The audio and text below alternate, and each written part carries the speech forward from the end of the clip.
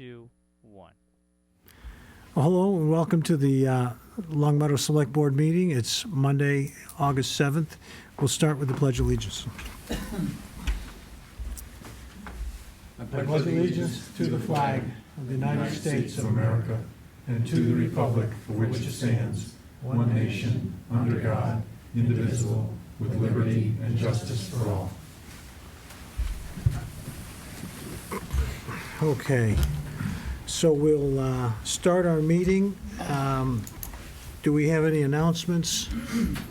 I know that there's a veterans donation flyer that was sent in September, and let me just see.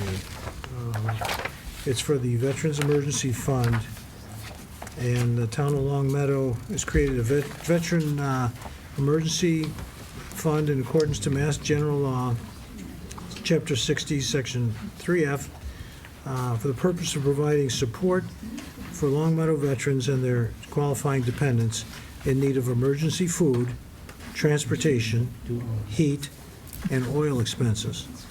The Department of Veteran Services will be responsible for the administration and distribution of these funds. And you can send checks that are payable to the Long Meadow Department of Veteran Services at 231 Maple Street in Long Meadow. And so that's... If I may, Tom, these will actually go out in the water and sewer bills that will go out in September. Okay. So people will actually receive these directly. So they'll see them. Okay, great. And then, we did have our Purple Heart ceremony today. I know Richard was there. And it was a very nice event. What did you say, it was about 50 people? Yeah, 40 to 50, somewhere in that range. Yeah. It was a good event. Yeah. And we have six, I guess, Purple Heart recipients in our community. Yep. And 5 of them were directly represented there today, and 1 had a son attend. Yeah, yeah. And So the one gentleman there was actually a World War II vet. Yes, 92 years old. Yeah. Mr. Hatch, Edward Yeah. Hatch. He actually used to have a TV show on Channel 22.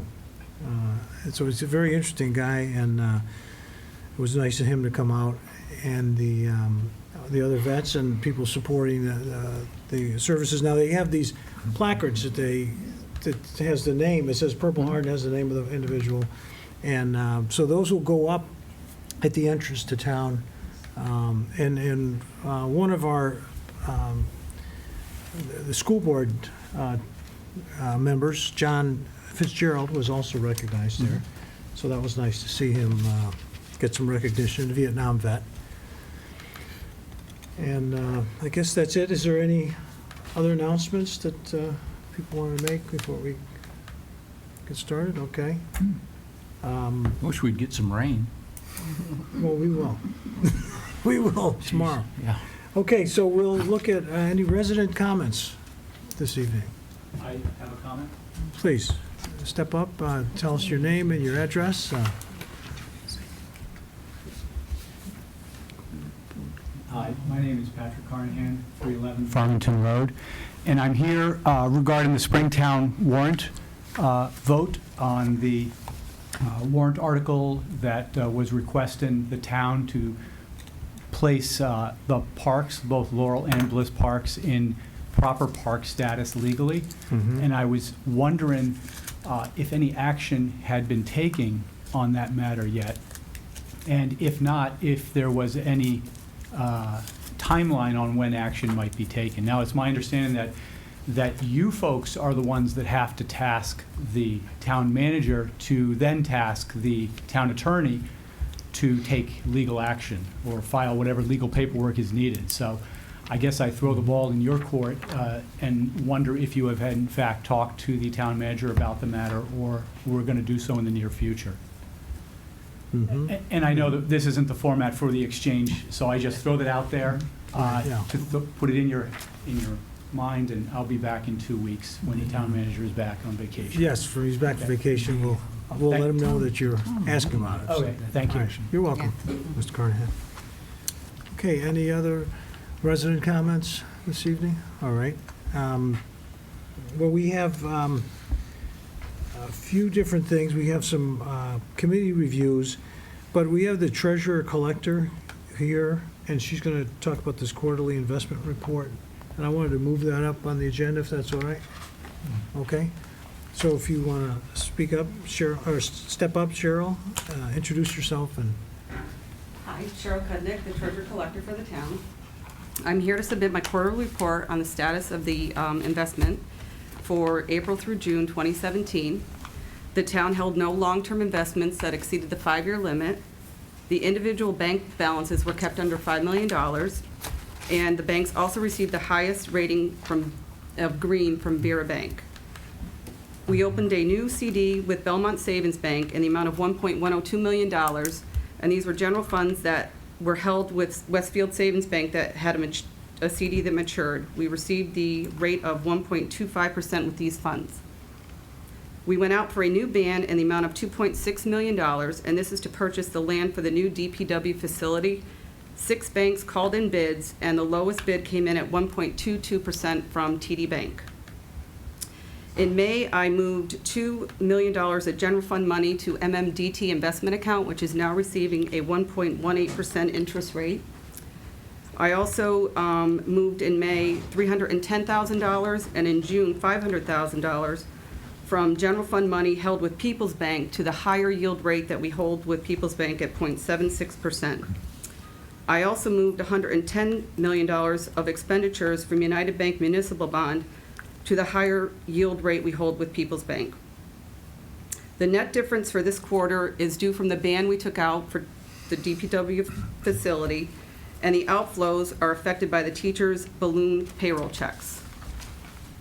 As a treasurer, I will continue to seek the best possible interest rates and will fund the accounts payable and payroll accounts timely using the earnings from the bank accounts we hold with the lowest interest rates when possible. Thank you. Okay, does anyone have any questions for Cheryl Kudnick? Yeah. Cheryl, thank you for coming in. Just a quick question. At what frequency do you review interest rates? Is it when our investments are, maturing in a CD, or do you do it on? I try to do it monthly or every other month at least to see what's going on. Banks will offer me interest rates through emails and stuff, so if I have funds, I can, but sometimes the banks, I have too much money with certain banks, I can't invest with those banks because we can only do $5 million. Right. Okay. Thank you. Okay, any other questions? Okay, so we'll see you quarterly, I guess. I guess so. All right, Thank you. well, a good start, thank you. All right, so now we can move back to our agenda in the quarterly board committee interviews.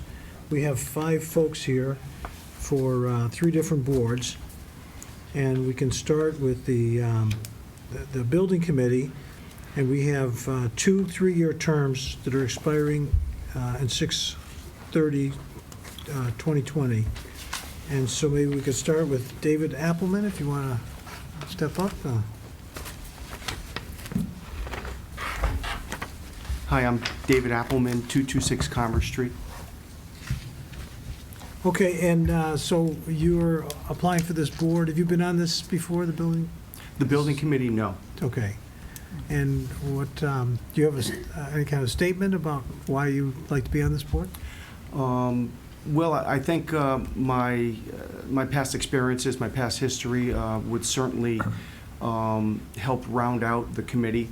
By reading the scope for the building committee, they're looking for a structural or mechanical engineer. They're looking for an attorney. They're looking for, I think, who else were they looking for? Somebody that has a construction background business.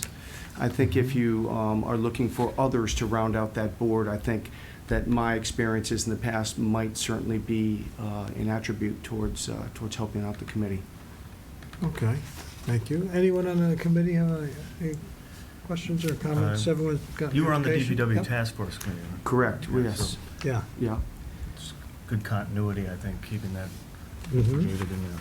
Can I just ask a question? Debbie, what's the status of the membership of the building committee? How many people were authorized and how many people currently sit on it? I don't recall that. We have the 2 openings. I Okay. don't think I have with me how many were authorized.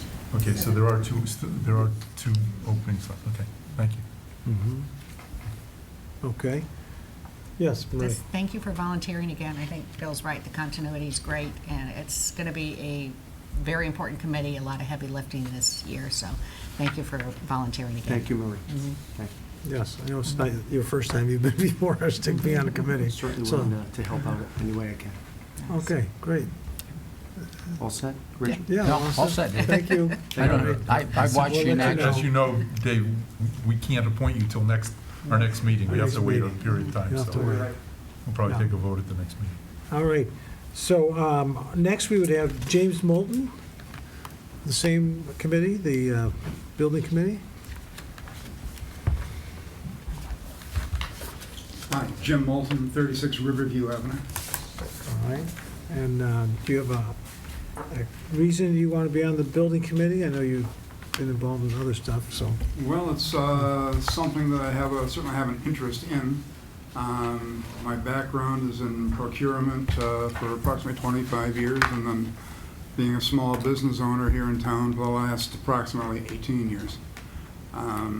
I think the background lends itself to this type of thing, considering that it is well-stocked now with people with construction and engineering backgrounds, and something to even things out and perhaps bring it a slightly different perspective.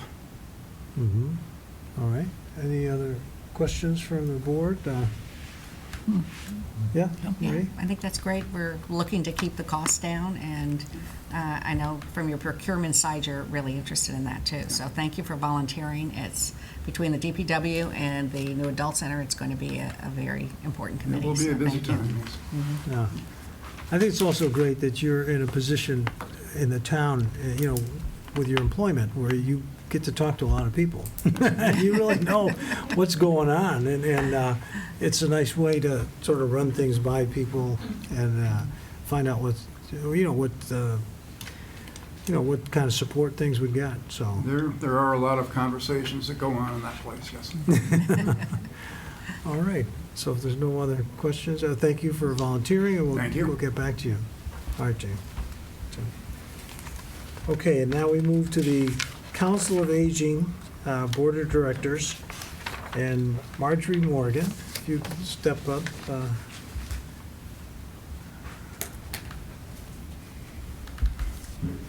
Hi, Marjorie Morgan, 57 Woolworth Street. I lived in Long Meadow, I guess, over 30 years. I'd like to be considered for this committee because I'm a senior and I'm a social worker by career. And I'm looking at the citizens in Long Meadow, the large number of seniors who are on a fixed income. When people retire, they usually plan financially, but they don't look around and see what a town has for them for recreation. And we are woefully lacking, in my opinion, a program that's educational and trips and things that are local, that aren't cost of an arm and a leg. So I would sort of like to work on looking at seniors in Long Meadow a little differently, as we need, they're not going to the beach, so we need to do things for them here in town. That's what. All right, thanks, Marjorie. Any other questions from the board? Nothing. No? All right. Oh, yes, Marie. Go I ahead. was just going to say, social worker, Okay. your background as a social worker is great. And I know that the new Council on Aging Director is planning some very interesting new programs. So I know you've been attending a lot of the meetings, so thank you for volunteering so you can get a voice and a vote. So thanks. Okay, Marge, one more. No, I was just going to comment about the role of the Council on Aging relative to advisory versus directive, and as long as, I understand that. Yes, and I hope that you do I'll try to be understand good. I'm sure you will. No Thank you very- promises. I'm sure you will be. Thank you very much. Okay, great, thanks. Yep. All right, and then we have another seat open, and we have Judy Yaffe. Yaffe, okay, please, just your name and your address. Thank you. I am Judy Yaffe at 196 Bel Air Drive in Long Meadow. Mhm. And do you have a particular interest for being on this? Well, I just retired, and for the last 15 years, I owned a home care company, and I worked with elders in the community all over Western Mass. I knew Jim Layden, and I've been very involved with the Alzheimer's Association. I'm very involved with Dementia Friendly program in the community, not only here, but in other areas. And I feel I would be a very good resource to the Council on Aging with all my experience. Oh, thank you. Any other comments from the board? Marie, I know. And I know that the new Council on Aging Director is talking about a program and coordinating on dementia and Alzheimer's, so. Right, I'm on that obviously, committee. You're Yeah. on that committee, so I it's am. fabulous that And you'll we be on the also, COA too. we also started a program at the Hampden Senior Center. They have, it's called With Caregivers and Their Spouses. And so that's been a very great program that I started when I owned my company, so. And I think that was brought out during the Springtown meeting, that the center doesn't just help seniors, but it also helps their families. And when you have families that are caretakers, especially with dementia and Alzheimer's, it's a really important resource for a lot of families in town. So thank you Right. for coming on board. Thank you. Yes, great. I know the town manager has also mentioned that, the moving in the direction of it being a dementia-friendly community. There's a lot of things seniors can do to keep themselves mentally active and avoid early onset of dementia. I'm reminded of that constantly. Not that I'm going over the edge, but I need to keep myself alert. Okay, the next thing would be the Historical Commission. And Tim Casey's, there he is, hiding in the back. I hardly recognized him. If you could just start with your name and your address, your new address. Tim Casey, 741 Laurel Street, and I want to be on the Historical Commission because I was a history major in college. Always loved history, and I always wanted to get involved. And when I saw that there was an opening when I moved back, I couldn't help but jump at the opportunity, and especially since I spent part of my time studying colonial British history, I thought that this would be a great place to open up some new investigations. I thought it'd be a lot of fun and add something to the community too. Okay. We have Marie, please. When I first came on the board, I discovered that half of the town records are in East Longmeadow. In fact, they have a vault that says Town of Longmeadow. So they've started really digitalizing all of our records and preserving them, but if you're interested, you might want to wander over there and see what's there. At one point in time, we did get the two groups together for an evening, and that was lots of fun. So enjoy it, and thank you for volunteering. Happy to do it. They can talk about old grudges when they That's right. one town. That's right. Yeah. There's actually the file and the litigation is there, and it was a big law case, so they do have the grudges, so it'll be interesting when you get together with them. Okay, any other comments? Tim, it's great to see you. This will be the first committee you're applying for, I think, right? Yes, it And is. so, welcome aboard. Thank you. Thank you. We'll let you know in the next meeting, all right? Wonderful. Thank you. All right, thank you. All right, so that was fun, and now we should go to any select board comments that people may have. And, yes. Yeah, I just wanted to publicly state something. I think I've sent you a note about it, but the governor recently signed into law a revision to the voter-elected or voter-adopted marijuana law, and it offers towns like Longmeadow an option on whether or not we want to authorize the sale of marijuana in our town, and I think that we ought to take a look at that and act on it as a board, one way or the other, I think, in terms of the potential, character of the town or some other things. We ought to do that. I think for the people at home, they ought to know, and I haven't looked very closely at what the governor signed, and I think the point of my comments is to ask the town manager to get somebody who can give us a pretty good summary of our options. But my understanding is that because the town of Longmeadow the vote in the town of Longmeadow was against the legalization of, or adoption of legalized marijuana, that the authority then to regulate sales lies with the select board and not back to the residents. And so I think it's important that the select board take this up, and I think we ought to do this early on, only because as surrounding towns take action, as some already have, I think the options change. Mm-hmm. All right. And yes, Marie? I wanted to talk about something that happened in Boston also. I read about this bill, and I thought it was a really important bill for us to consider supporting. And I discovered that Representative Ash is a co-signer to the bill. And so I asked him to give us a little more information on it, and he wrote a letter. The bill it's H 2683. It's an act relative to protecting consumers of gas and electricity from paying for leaked and unaccounted gas. And there's been a push in Boston among our legislators to try to get the gas companies to pay these leaking pipes. And everything they tried to do has been pushed back because it's going to cost the companies. So now this new bill, another attempt to do that is to say, fine, but the residents aren't going to be paying for this unaccounted gas, these leaks. So once that is pushed back to the gas companies, then maybe the gas companies will start repairing these leaks.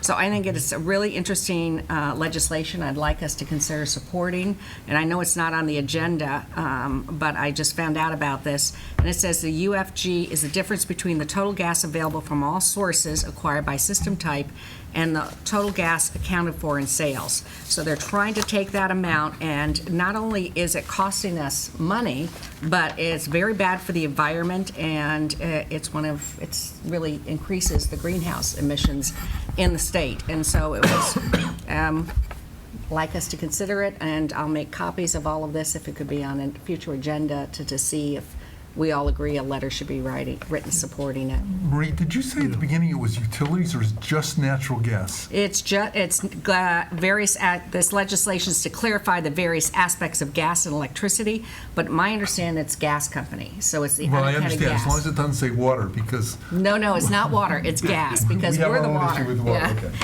And this is to stop the gas Right, emissions, because we right. have lot of leaky gas pipes, natural gas pipes throughout the state, and they're just not making the effort to fix them that they need to, because they don't have to. We're paying for the leaking gas.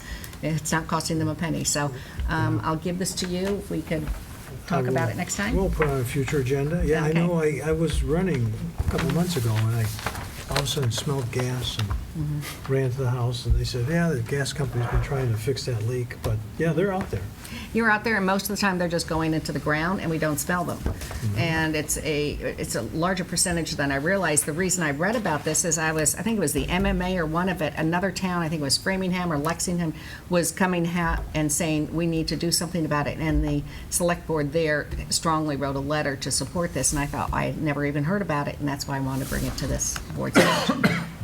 Good. Thank you. Good point. Thank you for bringing that forward. Any other select board comments? I was just going to say, Yeah. so they actually can quantify the difference between what we're paying for and what's being lost? Well, they know what they buy, and they know how much they Right. meter out. They The rest meter it is out. lost. Yeah, Yeah. the rest is lost, and we pay for it. Yeah. So, well, that's a nice bill. Good.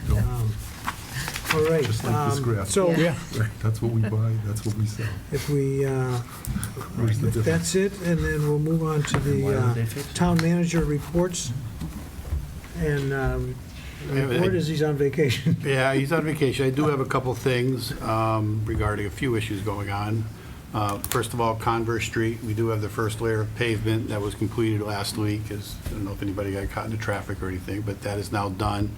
The contractor is now, over the next couple of weeks, will be raising utility structure and starting to build the bituminous concrete curbing. So they'll be doing a little bit more work in that regard, with some final pavement towards the end of September, early October, towards the end of the paving season. So that whole project will get done this season and not be pushed into next. The 10-inch water supply that had needed to be installed for the new DPW was installed, so that's been taken care of. Good. And at this point in time, the engineering department is coordinating with the contractor for those residents who may have had some type of damages done to their sprinkler systems. to probably just get a hold of the DPW and the engineering department, but they have a contractor who will come around and fix those, any type of damage that was caused by the contractor. You probably have read about the carbon monoxide in the police vehicles. We did have one vehicle, or actually all of them were tested. One had a high amount of carbon monoxide in there. The police chief has taken that one out of service right now. He had two others that had high, but not beyond the limits of high that he's just watching right now. But they did find out today that Ford will be picking up the tab to fix all those carbon monoxide leaks. Okay. And until such time that at least that one vehicle will remain out of service until that time. So like I said, there was just a notice that came today with that regard. We do have one ambulance that is in repair and for repair. So you may notice that if there's a West Springfield ambulance in town. It is being used as a backup. The other thing that the fire chief just had found out, and I forget which ambulance it was, but they will be replacing the engine for some previous oil leaks that has happened over the years. So there's 95,000 miles on one of those ambulances, and we'll be getting a new engine courtesy of the manufacturer in the very near future also. So that was also pretty good news. Within the next 30 to 60 days, we'll be starting our second next metering credit agreement. So we have, that facility is coming online. The facility is in Deerfield. It means about an extra $30,000 or $32,000 in credits that we'll be receiving. Those will be divided equally between the DPW and the school department. We currently have one agreement in place. I send you within my monthly report. I do send you that. We have saved some substantial money over the years, well over $100,000 at this point in time.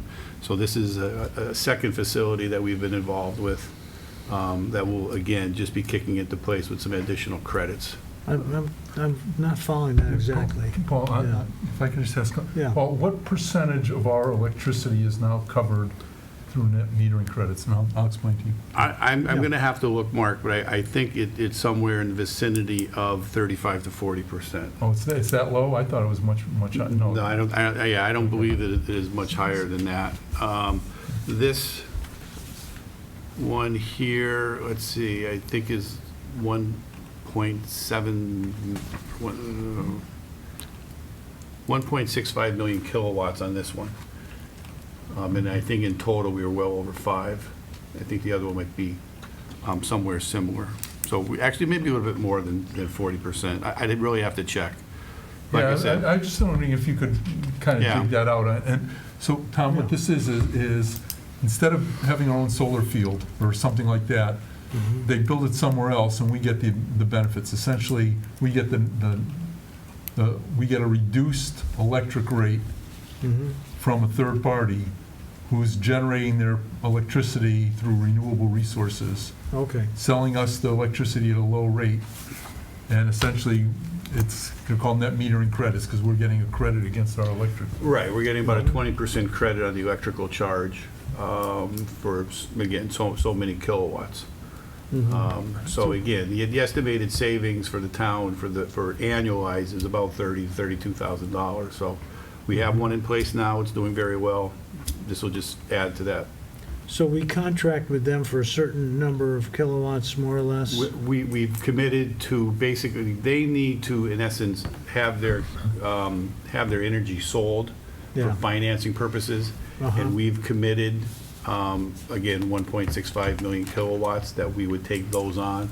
I believe Deerfield is probably the bigger municipality in the ordeal. And as such, there is, like I said, there's a 20% discount between what they sell into the open market and what we pay, kind of thing. We get that credit directly. We'll get actually, I think the way it works is let's say we get a $100 credit on our electrical bill. It's applied to the street light. That's the account that we've used. We'll get a $100 credit on there, but then we'll end up paying the solar facility $80. Okay. In essence, that's where the 20% credit comes in. So, And is there a reason we don't do all of our electricity purchases through this kind of deal? Well, originally, when we jumped into it, it was like walking on glass, I remember. We weren't very sure of if it was the real deal or not. Yeah. We got into it like 3 or 4 years ago. We didn't want to commit everything. We didn't want to jump in with 2 feet because as the industry developed, we wanted to make sure that we had room to take advantage of other opportunities potentially. If we were to build our own facility, there's a limitation on the amount of credits we can, or the amount of kilowatt hours we can commit to, and that's basically based upon our consumption. So should we build our own, we'd still have a gap of kilowatt hours that we could still use without going over that annual amount. So there's, again, it was kind of a slow process, walk into it slowly and see what develops. You know, the first round that we got a 15% discount. So again, we didn't want to jump in to see if there was a better product. I don't want to say a better product, but a better opportunity. This one here happens to be a 20% discount. So to some degree, we did make out a little bit better. But at the same time, we do have people calling us, see if we're interested in, if we ever wanted to commit more. Yeah, I think we all get those phone calls. You know, Probably. about your But Tom, electricity. the issue is that we're paying for, and if Paul's number is right, 1.65 million kilowatt hours a month, whether we use it or not. And so you got to make sure you're always going to use it, because we could buy 10 million kilowatt hours, we're going to pay for it. If we only use 5, it was a mistake. Right, So you yeah. never want to buy more than you're going to use. The other thing is these renewable energy generators, if they're not owned by the utility, and I've got to watch what I say carefully, but if they're not owned by the utility, it is difficult to get them connected into the grid. But if they sell their electricity, in other words, if you're putting up a solar field somewhere and you tell Eversource, I've already sold that electricity to the town of Longmeadow, then Eversource must connect you to the grid. So these third parties want to make sure they have an outlet for their electricity, somebody like the town of Longmeadow, so they can get connected to the grid. But if there's no user for it, they don't need to, they're not obligated to connect it to the grid. And so you want to go out there and somebody like the town, we want to buy electricity up to but not over the amount we will use on our lowest month, if you will. Yeah. Summertime is a different ballgame, but you're buying this every month all year round. And so I think the numbers we looked at is like 60% or something of our take that we probably want to commit to through long term. Otherwise, you risk paying for something you might not use. On the other hand, if we want to put in our own solar field, for example, at our current DPW facility when it moves, we want to be able to go to Eversource and say, we're going to be the user of that electricity, or we've got to sell it to somebody else so it gets interconnected to the grid. Well, that's helpful. That's great. I was wondering how that worked. Yes, Ray. Actually, that's one of my concerns. I know when we were talking about doing our own solar, and the town manager was talking about actually having a consultant come in to check the rooftops to see what we could do. Is this going to be a conflict? Is this cutting back in our ability to do that now? Well, not necessarily, because these credits are marketable. Okay, so we could turn around and resell them? Yeah, well, we could turn around and go to the town of East Long Meadow saying, would you guys want to get involved with this and save some money if they don't have theirs locked up already? Okay. So they are marketable in that regard. I don't think we would necessarily make a profit, but we would be able to, take away from the consumption that we're currently using and again, shift it over to another community. Okay. And just like we did with the high school, Marie, if you recall, the high school's using, it's more efficient than our old high school was, but the actual usage is up a little bit because it's a bigger building and the other thing. But it's far more efficient. All the lights are efficient, and so you have to be careful of what your volume is. For example, when we build the DPW, our commitment is to try to make that a zero net energy user. But part of that could be using renewable energy from these net metering credits that it's somebody else's renewable energy that they're in zero user. Well, I know we've talked about, we've had it designed so it can actually have its own solar panels too. So I just didn't want to make sure. But even if we do end up going over, we can turn around and resell those net Right, we could go metering. out into the market, and again, I don't think we'd make a profit, but we could go to a town like East Long Meadow or Wilbraham saying, do you have room for this consumption? Yeah. You're going to get a break. It's really a no-brainer at this point in time. It was, again, just walking on glass that first time around, that's all. Now, is the first one also resellable? Or did we just make sure in the second contract? No, I believe the first one is also resellable. Okay, good. Thank you. Yep. Then as you know, we've gone for the GFOA awards when it comes to budgeting, and last year was the first, or FY16 was the first year that we went for the comprehensive annual financial report, the year-end report. We were successful 2 out of 2 times with the budgeting. We have the third year budgeting budget report in to the GFOA for their consideration with the FY18 budget. I was notified about a week and a half ago that we did not pass on the 2016 comprehensive annual financial report from the GFOA, but I will say it was of no fault of the town per se, as there's 3 parts to that CAFR. The town personnel is basically responsible for Section 1 and Section 3, and Section 2, you may recall, is the audit, and actually we were found deficient in an audit statement. They just didn't break it out correctly into current and non-current liabilities, and that caused us to fail for that CAFR award for 2016. So. I think it'll be an easy fix once we go and do the FY17 one, but it was just an unfortunate news that had happened like that. Paul, was there some changes in the way that the audits were reported, or for us, or what they required? Well, again, it was the first year that we've ever had this review. Oh, I see. So we could have had reports that were going in or just being done incorrectly for all these years. It was the second year that we had Lynch, Malloy, and Marini as the auditors. So I couldn't tell you, the prior audit did it differently, because these GASBs and all these kind of pronouncements change all the time. But it was just something simplistically that they did not, it wasn't in conformity with the generally accepted accounting principle in their presentation, and unfortunately that cost us that award. Somewhat disappointing, but again, I think we did pretty well on the parts that we prepared, and to find out that it was something a simple fix, I think we'll, I don't want to say we're guaranteed in FY 2017, but I think we made a monumental step in getting that award for the next time around. Great, good work. Any other? I just noticed Stephen had, there's also something that Stephen had put into the town manager's report in comparison, and I didn't know, that was just in there. Right, and you're referring to his discussion about his annual report. His review to the position of assistant town manager. And the assistant town manager's thing. I don't know if anyone has any comments on that. Let me see.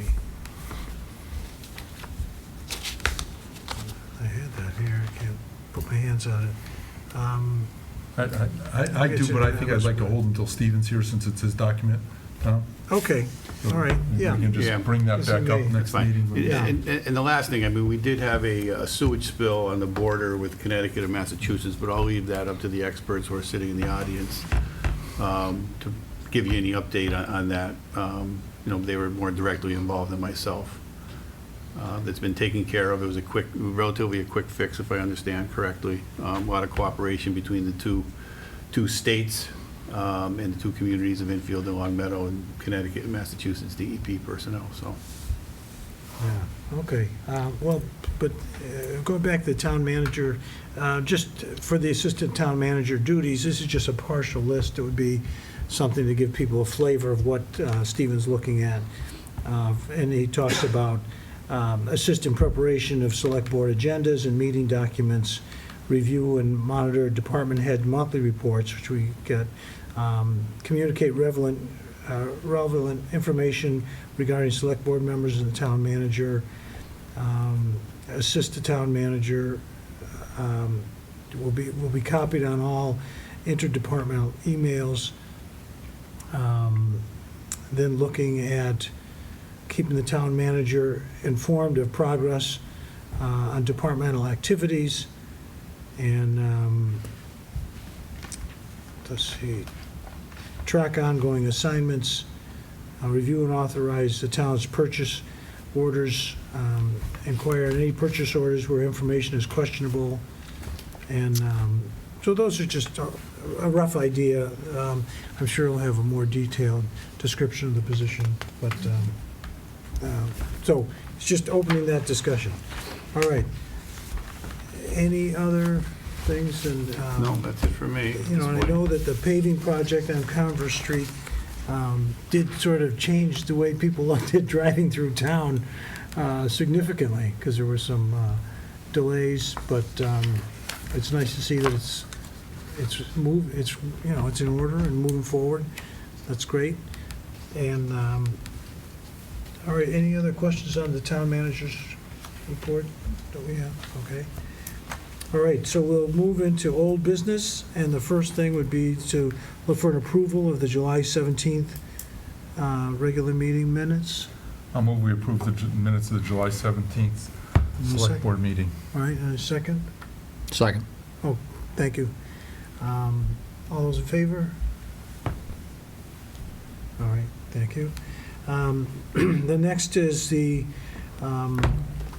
we're going to have a discussion on the water rate irrigation meters. And I guess we will start this discussion because we have some folks here, Mario and Peter are here to answer some questions that we might have, and yes. Now, I just wanted to kind of lay the groundwork for this, Tom, that I had asked that this is a... You made a request. This has come up a few times. The discussion is, should the town authorize secondary meters for use in irrigation that wouldn't have an attached sewer bill with that? And we've discussed this several times over the past, at least the 10 years I've been on the, or 8 years I've been on the select board. We've come up and down and around, and been different discussions on it. And I thought that the last time we talked about this, we actually asked the DPW to go off and come up with the pros and cons of a couple of different processes that were discussed here. Richard had one, I had a different one, and I thought it was important that we bring that back up. As the summertime's coming, maybe if we moved in a certain direction, people might have a chance to take advantage of it before the next irrigation season. So that was the reason I'd asked for it. All right. And so, yeah, it's on the agenda. And was there specific information that you were seeking from the DPW folks? Well, we last asked them to come up with the DPW's best effort recommendations, literally of looking at the two options. One was estimated summer bills based on winter usage versus actually a separate metering system. And so I'm just interested to find out what our DPW came up with as much as anything else, and maybe we can move forward. We're putting all the pressure on you guys. But that was the intent of this.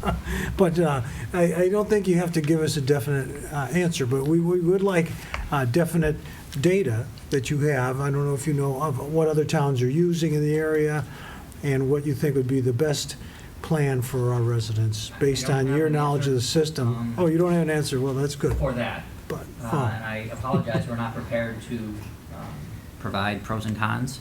We did actually have that conversation last time we were here. I remember that, and I believe we did an exercise where we documented the pros and cons of each system, at least the way we saw it. We didn't bring it today. I think it was more, at least my interpretation of tonight's meeting was a discussion among the board, and we were going to try to guide that with technical information.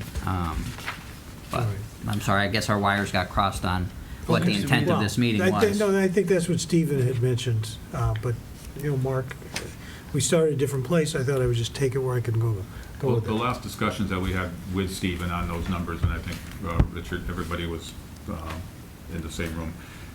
Yeah. The information that we're getting now from our metering system, the new metering system that we have in place, because we do not read monthly or quarterly, we read biannually. We only had biannually. pockets of information for every 6 months. So it was very difficult because we actually read in the middle of irrigation season every year, so it was kind of impossible to get a true winter-summer average.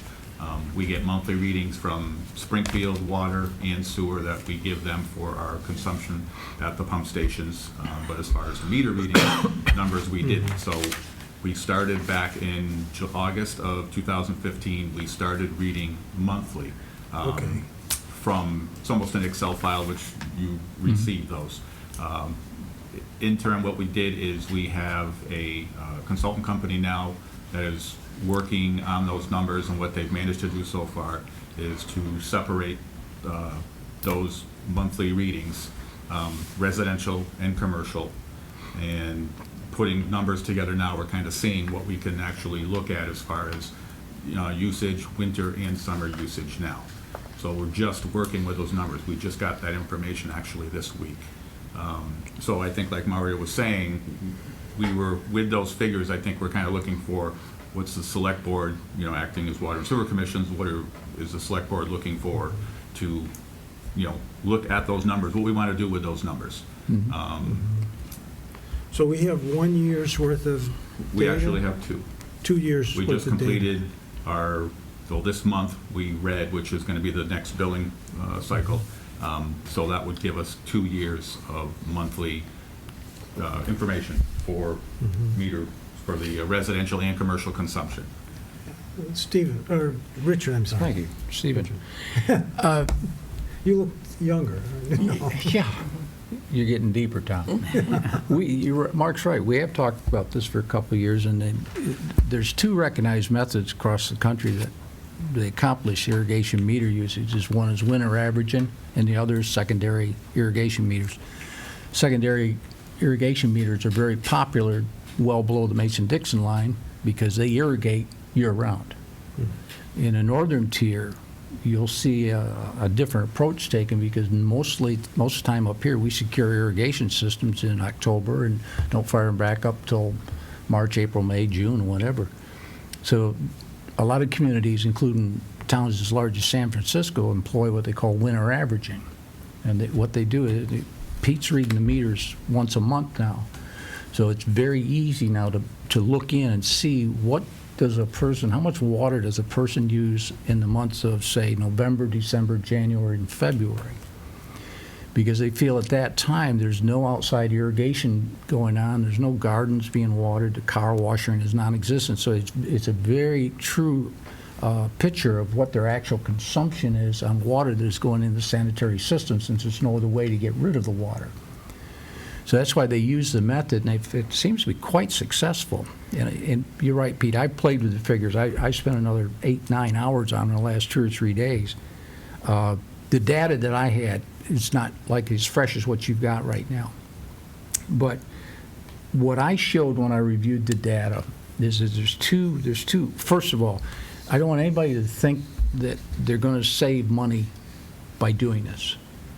You get that assumption right out of the way, because if we have a set cost for sewage and a set cost for water, those charges are always going to be there. So if we suddenly start lifting off a bunch of the dual charges for sewage that is just water, then we're going to have to increase the sewage fees, because that charge is still behind the scenes. There's still an X amount of money that has to be pumped into these 2 funds to keep them operational. And there's no surprise now. The water account, or the water usage in our town, is highly subsidizing our sewage system. I mean, there's no doubt about it. And Pete, I think everybody knows that. That's just plain, because when the irrigation meter's running, it's not going in the sanitary sewer, you're supplementing the sewage fund. So you've driven the sewage fees lower than they really realistically should be if we were metered. So if we do meter, there's going to be some pretty radical changes take place. And I don't know if people are going to understand it or not, but now the high-end water user is going to save on that high-end water use, because they're not going to pay the sewage anymore, but we've still got the X amount of dollars that goes in our sewage system. As far as I can determine, and the consultant may come back with the same thing, the real person that's going to get hurt in the whole deal is the small user. They're the ones that are going to get hurt. There's no doubt about it. There's no way around it, because they don't qualify for any of these bonus programs. They never peak out. They never use enough to make much of a difference. And I'm a small user. I'm like 50 units a year. Very small user. Unless I fire up the irrigation system, that's different. And I looked today, I made some general observations during the winter months of November, December, January, and February 2016, based on the figures I have, Pete. we treated approximately 181 million gallons of sewage. During the same period, we metered only 114 million gallons of water. And I mentioned this before, what comes to light is that we have infiltration in our system. It's quite pronounced and quite large at certain times of the year.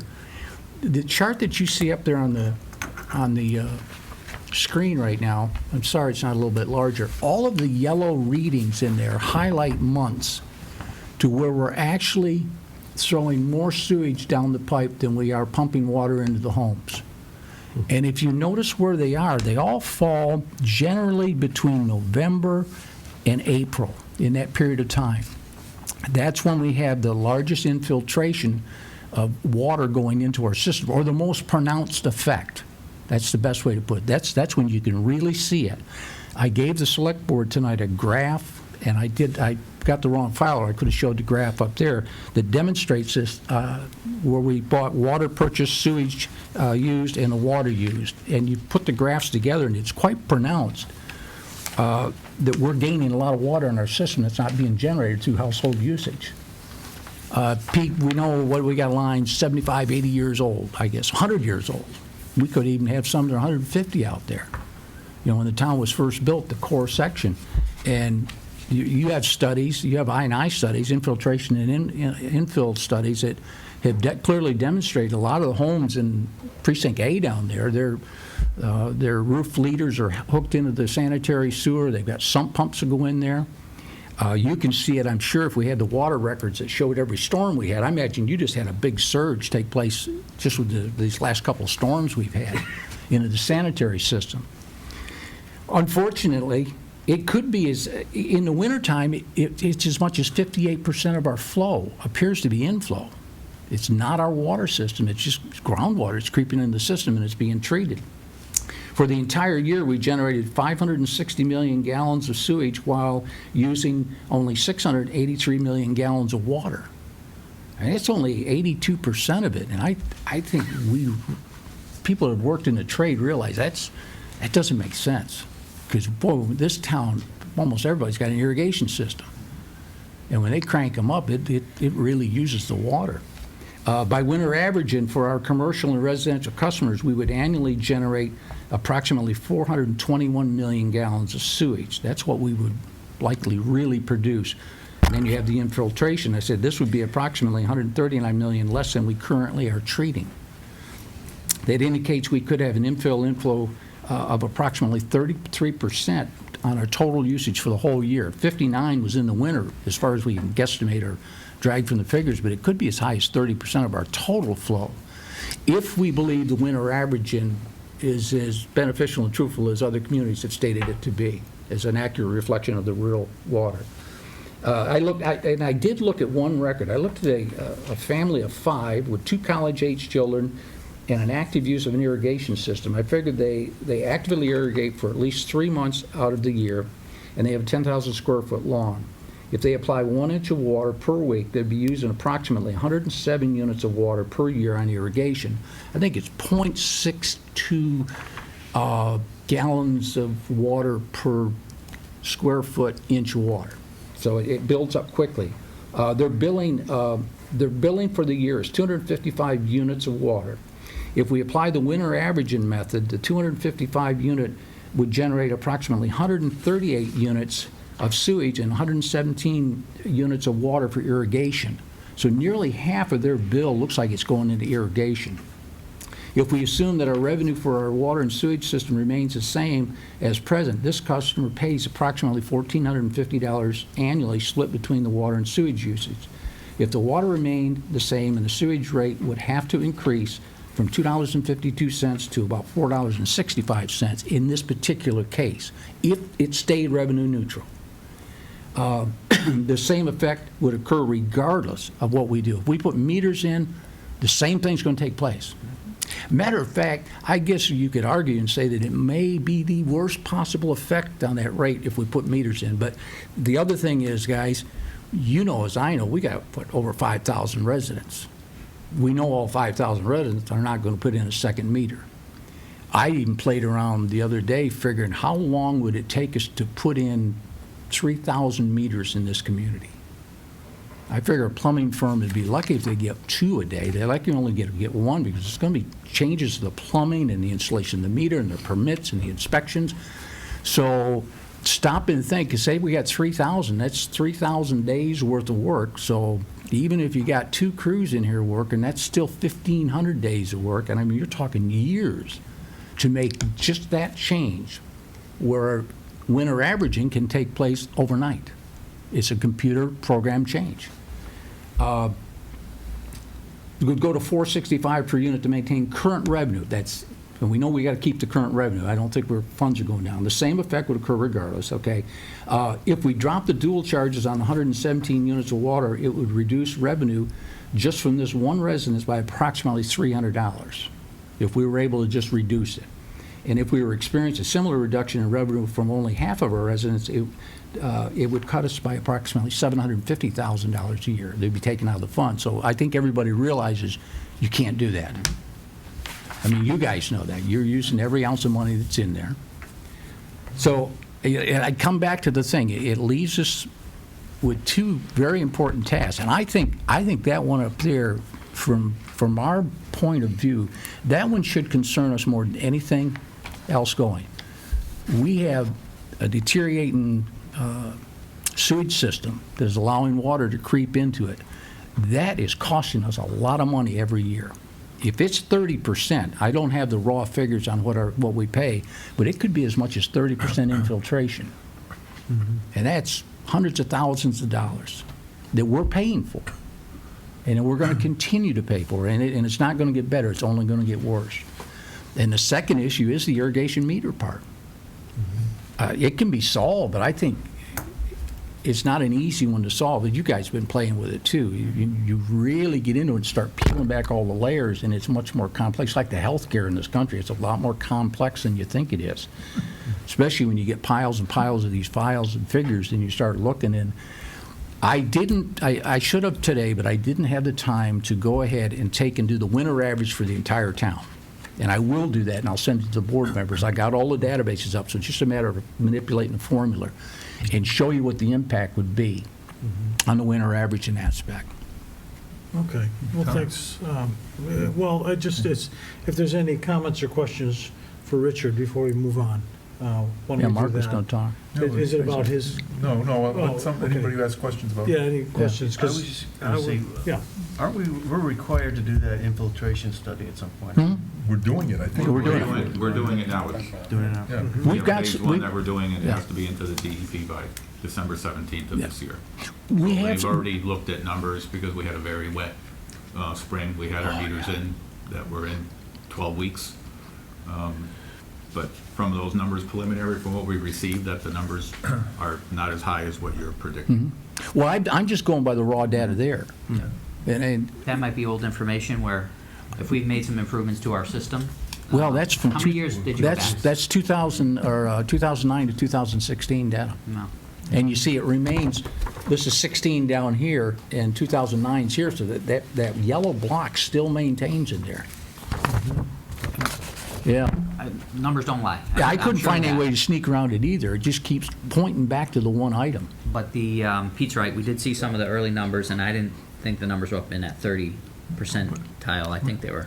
Mm-hmm. I thought they were in the single digits, to be honest with you. But in each case, I'm just reading from 2009 in November it was 149%, went to 112%, from 200% in December to 120. So maybe there have been improved. I mean, we're still putting more in the sewage than we're buying, but it looks like it's not as bad in 2016 as it was in 2009. Right. Yeah. I think that was your intent. Oh, I didn't know that was your So you ought to point. share. Yeah. Do you have one of these you can share with Mario? Oh, yeah. Yeah. And now, is there a way to test for, I know when they're trying to look at certain, water flows, they'll put dye in the water and then see where it shows up. And do we need to do anything like that? Is that part of our? That was part of the I&I study where they put meters in the manholes, and monitors the flow, so they can predict exactly how much water's going through, and they Okay. can see when it rains, if groundwater is coming in, and in certain cases, it did go up. Not quite to the extent that Richard's talking about, but they Yeah. did see that. So we can now, use a televised system, go into those pipes, see which ones are the ones that are broken, and then that's going to fund, or that's where we're gonna get our capital improvement projects that will come to you this fall, next fall. And Mario, this is more an issue in the older part of town? is I mean, what it you're can saying? happen anywhere, but Could generally hap- speaking, yeah, the older pipes are the ones that are probably most likely to fall apart and ones that need repair. Just another thing to remember too, it's not always the pipes, it's not always the infrastructure itself. A lot of houses have sump pumps. Right. That pump directly into the sewer. Oh, the sump pumps, yeah, I would think there are a lot of, I mean, Yep. the water table's pretty high. Sure is. And there are people who run their sump pumps like all day long. Yep, And so all that is part of this. it is. If it's hooked into the system, yeah. Oh, yeah, yeah. Well, where else would be hooked into? Oh, you're supposed to run it outside, Yeah. Tom. Oh, but that would Nothing be. more than put it outside, have it come back. Yeah, inside. Get it away from the house. It takes about 48 hours before it gets back in your basement. Pump it over to your neighbor. So that's, we could miss it, it goes up into the clouds, that's what we need to do. That would take even longer to come back. Yeah, well, your point there, that was 2016 figures that I used on that top. That's from the figures that you gave me, and during that winter period, it looks like we treated about 181 million gallons. And that showed us that there was 66 million gallons more in the sewage than the water that we actually passed out that same period of time. That's where the 58% comes from, is just with the raw data. Yeah. And you know as well as I do, you're looking at so many figures, you could have something wrong in the data. That's possible. Yeah, it is possible. But even the figures, the charts that you gave me, these are directly, Pete, these are from your figures up here. I cut pieces of them, put them up the chart. It still shows in that particular time of the year is when we're generating water. Okay, Marie, you had I had a question for you and then one for Richard. One is, do we have a bylaw or a building code requirements on sump pumps and the gutters going into the sewers? No, there's. Do you know of one? I don't Yeah, know. we do now, I think when Tom Martens, our town engineer, before Yem Lip, came up with, I believe it was on the town warrant, bylaws that got voted in for French drains for new construction on houses. All right, so I guess I maybe believe there is a bylaw for that. we'll put it in front of the bylaw committee to see if that's something we should be considering. If there's a lot of sub pumps and they're doing it, of course, what is the alternatives? I don't know. And how do you police it, I guess would be Yeah. the next part of it. Well, I think if a building inspector is going in, or if, how do we How do you undo all the police the, what do you the call it? thousands of homes that have? We're supposed to have a permit every time we change a fan in our bathrooms now. How many people do that Right. and police it? And that's just another issue. The question I had for you, Richard, is what do other towns in Massachusetts do? Do they do the double metering? Or I they haven't do the found, averaging? I didn't get many hits from Massachusetts towns. Most of them are west of here. What where is the Springfield winter do? averaging. Springfield has a second meter, as does East Long Meadow. I know East that Long 'cause I Meadow. lived in both Yeah. and Uh-huh. had second meters in both. Yeah, I couldn't find much evidence of doing winter averaging over in the New England side. It's just not too far over from us. Because I was even under it in Hot Springs, Arkansas. They had winter averaging.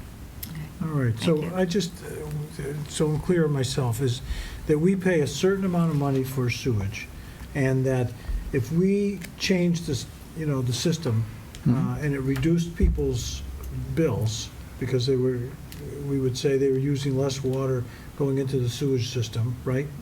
Then we'd still have difficulty because the sewage bill isn't going to drop dramatically because of this. It's not gonna drop any. Because of this problem with infiltration. Well, Mark's. So, yes, all right, if we're ready to move on, then Mark? No, Mark. No, you'll take the whole- I'll answer that. Oh, I'll try, thank you. I'll comment about that question. Okay? Yeah. The amount of money we will pay Bondi's Island, the City Springfield Water and Sewer Commission, Yeah. for treatment of the town of Long Meadow sewers will not change no matter what we do, Right. unless we eliminate what Richard has identified here Right. as what I'll call spurious water getting into our sewer system. Yeah. And so the amount any given ratepayer will pay for their sewer bill will depend upon how we allocate that large amount of money out to the individuals. But in fact, we are obligated to pay for the water that goes to Bondi's Island. Clearly, we would like to have less material in that sewage going to Bondi's Island. Yeah. And so, I think that this infiltration study is critical, it's necessary, it's obviously ridiculous. I was just telling Richard, I'll tell people a quick story. I had some work done on my house, and it was a vent pipe, Richard, from my that was going up to the roof. And instead of capping it, they literally put a rag in it. And I started getting a stain in the ceiling. Yeah, I started getting a stain in the ceiling, and I had to pull this thing down. It turns out that as it rained, every time it rained, my vent pipe filled with water, and because they didn't plug it, it was actually now dripping out. But, if it's coming through my house on hard rains into those little 2-inch or 3-inch pipes on the roof, every time it rains, I got to believe there's 5,000 houses with 2 or 3 vents that it's coming through. But that, that we're not going to stop. That's part of the plumbing code. But what we are going to stop, and Mario, I'd answer your question, is if we have a bylaw that says you have 5 years or 7 years or whatever it is to separate out yours, just like towns have to separate out their storm sewers from their sanitary sewers, tell people they have to separate out their, gutters could be quick. There's no reason for eaves and gutters to be draining into our storm sewers, and yeah, we do spot checks on it. I don't have a problem. Don't you want them in the storm sewers, not in the sanitary sewer? You want them in the storm sewers, not the sanitary sewers. Sorry, Bill, you're right. But if we say you got to take them out of the sanitary sewers, we do spot checks. So certainly of gutters, and you go beyond that to potentially to sump pumps, which is tougher to do, but they're in the house. But you can drive around and see whose gutters don't. Yeah, the gutter piece is easy. I agree with you, Mark. But anyway, the sump is, I think, the bigger issue. I bet many, if not most, homes in town. Anyway, have them. Tom, if I could, I'd just like to make a few comments. One is that Richard and I had a back and forth on this several months ago, and at about the 15th email, the light bulb went on in my head, Richard, and I realized the difference between what your approach was and my approach was. And what you were trying to do is, and in fact, I think it relates to something you said this evening, is get 5,000 residents in town to not pay for water that they're using for irrigation. And my intent is not to have everybody be able to do that, but just have people who opt in not be able to do that through a secondary metering system. And I think it's a different approach, because you're right, there aren't 5,000 people going to put in a secondary meter. I'll probably never put one in. I don't have an irrigation system. This year I probably haven't watered my lawn 3 times because of the system. So I think the issue is to a large extent, are we trying to solve a problem for everybody, or only a problem for people, or allow people who perceive that they have an issue to take actions individually to opt out of the system? So for those who wanted to put in a second meter, to do so. That was my approach. In terms of Richard saying, somebody will get hurt, but I don't think anybody gets hurt. I think everybody will get a better representation of the cost of putting your stuff down the sewer. And for people who are currently paying, whether it's by hitting the 220 unit limit, which I think it's a 220 unit limit, or by not, if they have a separate irrigation meter, they're not burdening the sewer system, and they ought not be paying for it. And my sense of allowing people who want to put in a second meter would simply be to have them opt out. Will that cause I believe that will cause our per unit rate to go up. Why? Because it'll be fewer units. This is here's what we pay the city of Springfield, divided by the number of units, that's our rate. If we have fewer units, the rate will go up, but that's more representative of what it does, and I think it'll tend to bring more conservation to the whole system. So I don't have necessarily a panic that it causes people to get hurt. It just causes it to better reflect the cost of what we're putting down down the sewer, and I think that's important, So the other concern I have about and I think one of the reasons you don't see it in Massachusetts or in New England is I still haven't figured out the snowbird system. If somebody's gone 2 or 3 months of the winter, and their water use is essentially zero. I mean, I've been saying that for years there ought to be a minimum charge because, if the pipe in front of somebody's house breaks when they're away, we still pay to repair it, even though they're not using the water, and they're not paying a portion of that because they're not using the water. And that was why I have argued vehemently and will continue to do so, that there ought to be some minimum, if you will, administrative fee, meter fee, whatever you want to call it, separate from this. But if somebody's gone all winter, how can we say when they come back in the summer, that represents their rate? And to go in on an individual basis, is that an administrative burden we want to take on? Clearly there are ways to deal with it, but, I think it's very, very difficult to do that. I also personally believe from my home experience and others that we tended, when our children were little, to do more loads of wash in the summertime.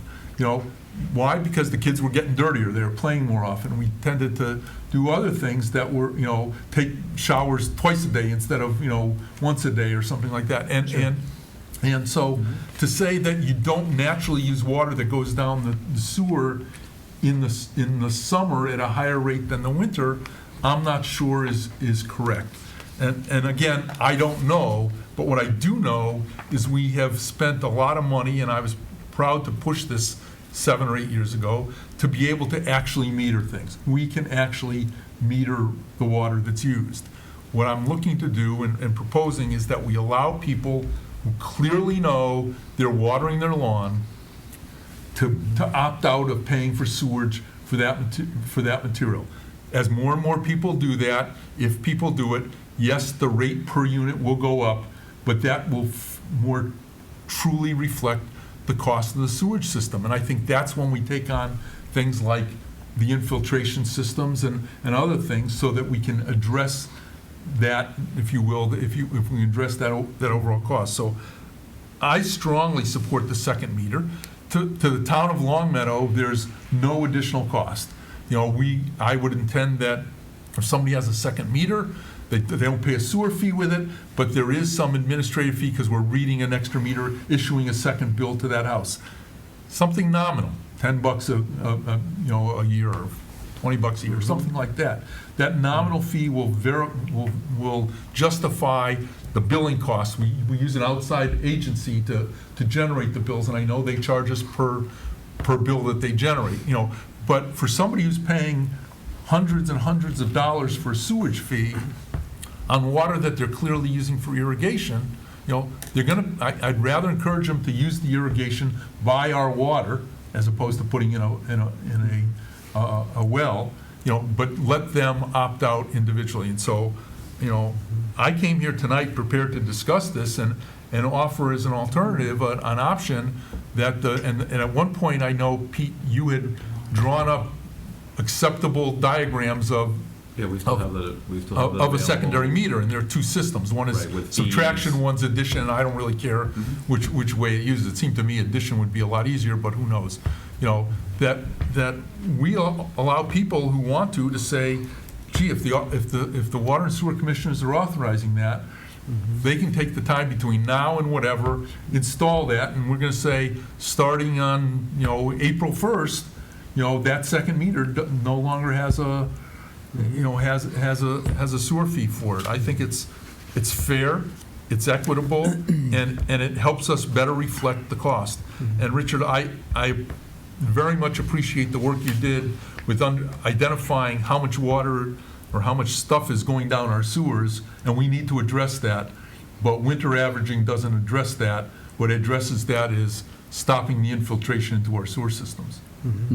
And Mark, just for folks who are listening, you had a figure on how much a second meter would cost to an individual? The DPW had the meter. That cost would be borne by the resident. They would pay for. I know, it wouldn't I cost the think it town was $600 or anything. $700 to install. We didn't install it. The meter itself was probably 200, 300. 300, yeah. So if it's $700, there are people who are telling me it's a 2-year or 3-year payback for them. So You know, $700. and if they want to do that, you know, if I had a 2-year payback on something in my Yeah, house, make that. I might take it on. But for me, it's probably a 20-year payback. There's Yeah. no way I'd put in a second meter personally. Yeah, and the, you know, so. Yeah, I wanted please. to add a piece. Yep. I wish I'd brought the chart, because I did look at all of our residents and what the payback would be. And I can, maybe I can put it in And there are graphics. people who it will be 14 years, right? Oh, there's people who be 49 years. Right, but they won't, Yeah. they'd opt not to do it, but there Yeah. are probably people who'll be 2 or 3 years, right? But I guess that was my point, Mark. In theory, I 100% agree with you. The meter is fantastic. But when you look at it from the whole program, the meter from the day it's put in is going to start to be less and less accurate. We know that. They fail. They normally fail. And so you've got an extra burden of another meter that we're going to have to replace. What's your sequence on replacing them, Pete? What's the life cycle? 15? 30. 10? 12, 15? They have a 20-year warranty. Okay, but what are you replacing them at now? Right now, the meters that are put in, I mean, we're not replacing them now. Okay, It's but you 20 eventually will, because eventually you'll... 20 years. Okay, I mean, that's- but there is a cycle. But they're not the town's responsibility. So take somebody who's putting in a second meter, and they ought to work into their economics. If it's a 3-year payback, in 30 years, they got to replace that. I'm meter. never going to replace my meter if it's my responsibility. I mean, the town's the one's going to force me to replace a meter, because eventually it's not going to be reading any water. The water will be flowing through, it'll be froze up. Or Yeah. it's going to be reading excess amount. No, Meters fail both they never ways. do that. No. They always fail down. They never fail up. That's the unique thing about a water meter. Just like when somebody comes up and wants to change the meter at your house, don't let them change the meter unless it's mandated, because you don't want a new meter. You want an old meter.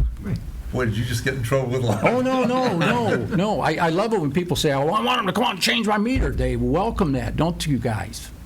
I think it's a little different for irrigations, only because Yeah. you want them to go faster, because that's less sewer that you're paying. Yeah, but I mean, the concept is the meters they start to fail. No doubt. My point, Mark, you're right, we need to have something set up, but what I'm afraid of is that you're going to slice off 15% of the, and I'm going to call it, of the mega users of water. Right. And they're going to shed all of that cost that's supporting our sewage system, and that cost is going to fall on my shoulders. And so after we do that, and let's say the first year, and let's take 10% of the people Right. use it, Richard, okay? 10% of the people opt in, slice it off, a year cycle goes by, everybody says, oh my goodness, look at my sewer bill. Another group of people are going to opt in, because they're going to say, wait a second, my sewer bill, my sewer rate went from 235 to 238 to 350, something like that. So another group is going to opt in, the people who say, hey, it was an 8-year payback, but now it's a 4-year payback. And then another group is going to opt in. And finally, we're going to get down to where we're truly paying for what people are using, in my Except for opinion. the little user, Who, who's never going to do it because there's no payback. and that's right, but the point is that they're paying for what truly is going down the sewer. Then all I have to do is flip a switch on a computer and I got the system online. But you don't, Richard, you still Yeah, I haven't, do. you haven't dealt with the snowbirds, you haven't dealt with. I gave you all of that stuff off the email, and it told you how other communities deal with that. But the fact is, they're not dealing with it. Yes, they are. There's a cure for every conceivable thing that you could throw out. And how do you deal with people, the issue I brought up about where people do more loads of laundry in the summer than in the winter? They slip through the cracks. And that's a lot of cracks. But you know, Mark, comparing a load of laundry to irrigating your lawn is like night and day. The standard irrigation of a 10,000 square foot lot would use 8.32 units.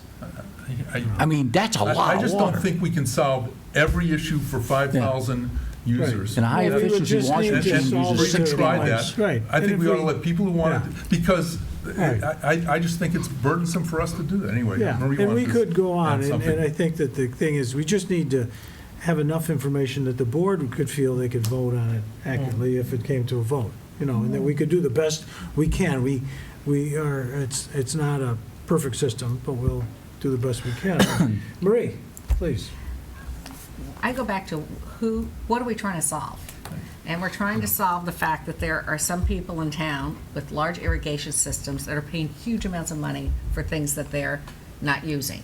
Right. And so if we go to put those meters in, I think you predecessor and you put together a program that included, we had to have inspections for backflow, and so there was fees every year, not just once you put a meter in, it's over, all those extra fees have to go in, and people started to back out and says, well, this is gonna be really expensive. So there might be, I don't think we're gonna everyone's gonna wanna do it. I don't irrigate my lawn.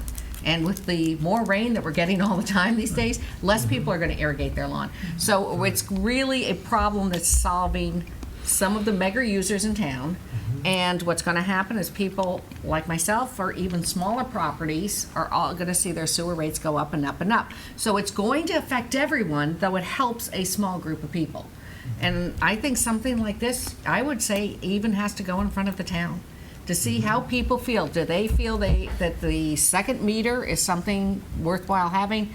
When you talk about winter averaging, it might not be perfect, but it's now becoming more equitable for everybody in town, because that small house, small user, senior citizen living by themselves who's not using a lot of water in the winter or in the summer, they're not going to all of a sudden get hit with bigger and bigger fees. So that's why when I originally heard the double meter several years ago, I went, whoa, who is this going to hurt? Who is this going to help?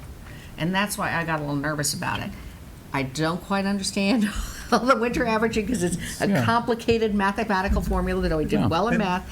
But I think that it's worth saying, who are we helping, who are we hurting, and how much of a difference is it going to make in people's lives? I don't know.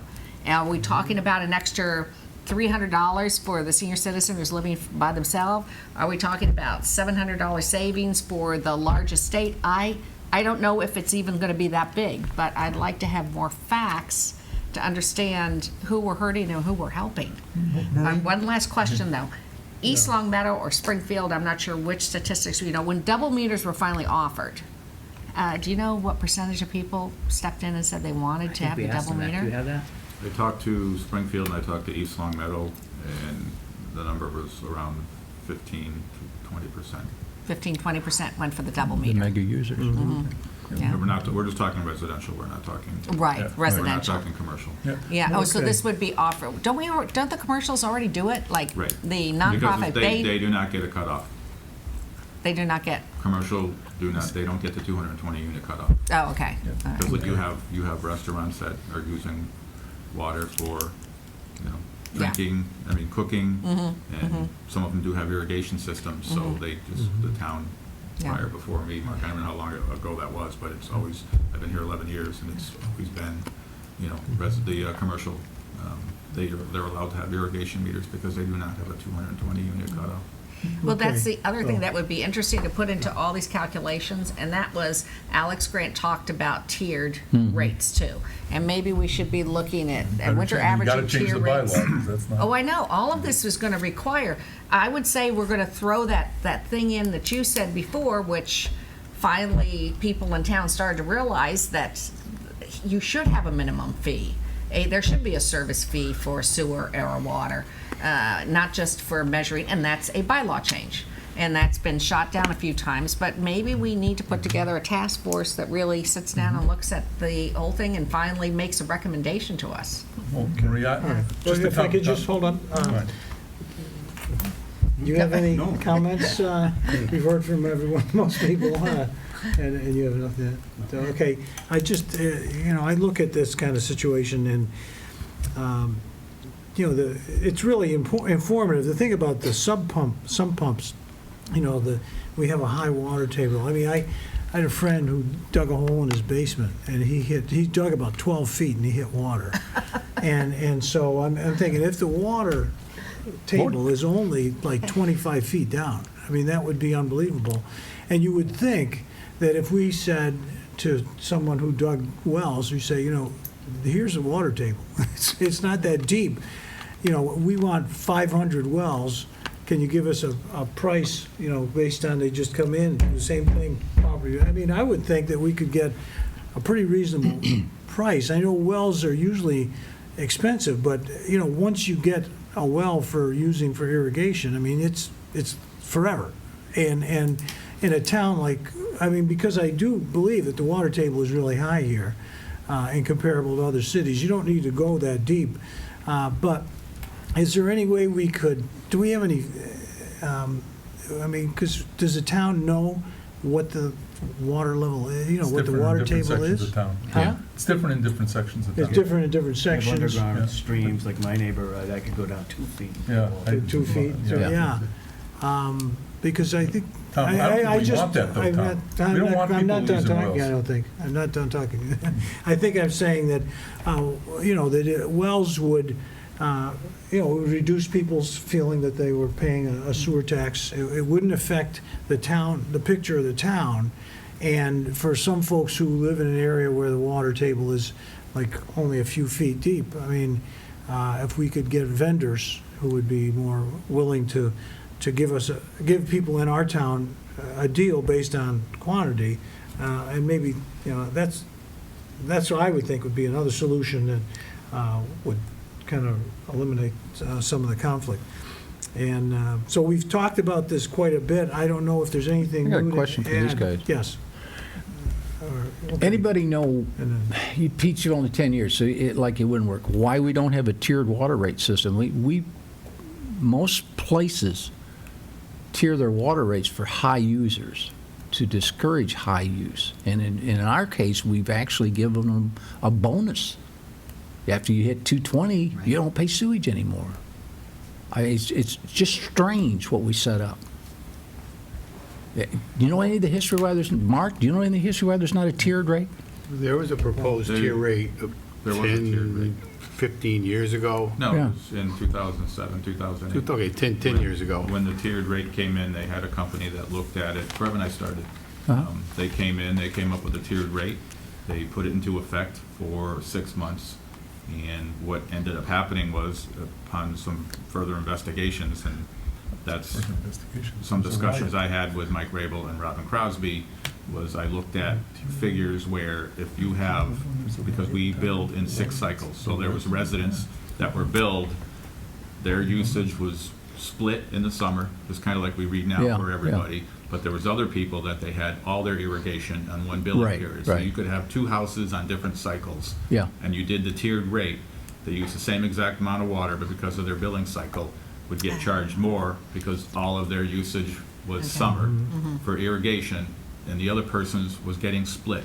So they paid that higher rate because it showed them using more water for their irrigation system. But it wasn't a tiered rate then. It was a tiered rate. and It was they a ended up tiered rate giving- brought to a cycle in time. That's No, it was the amount of water that was you used. in that cycle, In in that period of time. And we billed 6 cycles. So But a everybody- tiered rate is for total usage for the whole year. But that would be averaging. No, a It tiered. wasn't a year. it Remember, was- they were only it was billed every twice a 6 year at months. that time, Twice Richard. Yeah.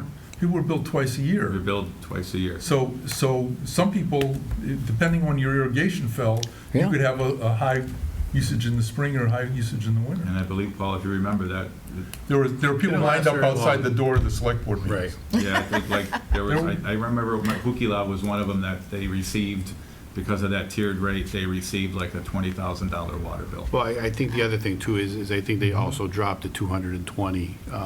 Right, there was no, They there was no cutoff. dropped that limitation, so there were people who were getting huge bills over the summertime, and they were knocking down the selectman's door for every open session that they had, and finally the selectmen reversed their decision on the whole matter. There is a report that goes back, again, 10 years ago on that. I probably can find one if you're interested in it. I've even lived in areas where the rates are less in the summer.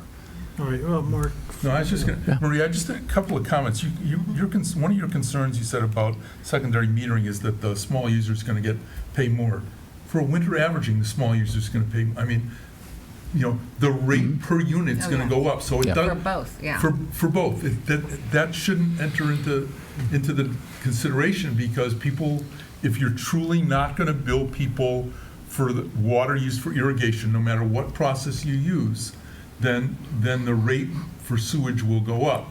The question is, do you want to do it by the amount people use, or do you want to do it based on an estimate? And I'm thinking you can, why have 2 portions of error? The other situation we have right now is we do cap sewer rates.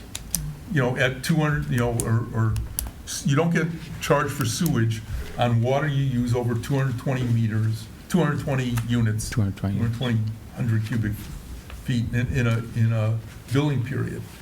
So there is already this discrepancy of large versus small. I mean, and yet even with that cap, people are reporting very, very high rates. So if you're saying, well, gee, we shouldn't, give an advantage to a certain class, then we should be taking off that cap. So the argument that says this would give an advantage to people who can afford a second meter, we already give them an advantage, and it's an arbitrary advantage, because there are people who are capped at 220 who could be using 230, and there are people capped at 220 who could be using 550, and they're both capped at 220. And so I'm not sure that argument, to me, is a reason not to do it. And in terms of the, water meters have to be, that you use for irrigation have to have backflow meters. In theory, if you have a sprinkler system on your current meter system, you need a backflow preventer, and it's supposed to be inspected. No. No, not in Massachusetts. Well, then why would this other one have to be inspected?